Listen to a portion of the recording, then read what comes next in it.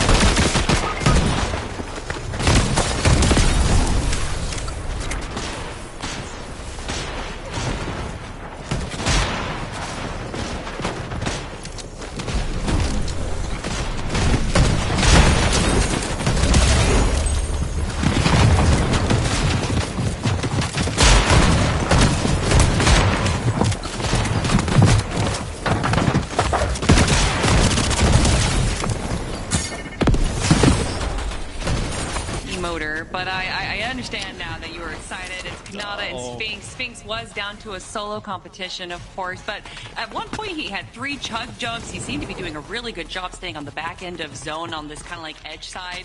But of course, you're going up against a duo, and he had another solo to deal with on the low ground.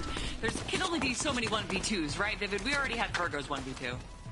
Yep, without a doubt. But I like this from Kanata and Sphinx, right? I kind of called for them to maybe adjust the game plan there from the high ground to maybe play a little bit more of the mid ground, kind of play for those refreshes, and worked out perfectly for them, right? A second place immediately in game number 2 when they do go ahead and attempt that. Of course, it was on the back foot of Sphinx being a solo. Could you imagine, though, if Kanata was kind of still alive in that exact scenario and it came down to a 2v2? Their chances would, of course, been a whole heck of a lot better. So if they kind of just maybe stick to the game plan that they found out in game number 2, might work just a little bit better. 3 more opportunities for Kanata and Sphinx. Still have high hopes myself. Yeah, man. And again, reminder, it's only the victory royale matters, right? So second place is basically last place, right? It's the victory royale, or you're going home. You're taking it to the last chance major, which is after major number 2. So we believe in Kanata. You know, in this last game, we've had some high highs, some low lows, some really high up in the sky moments from Brendan.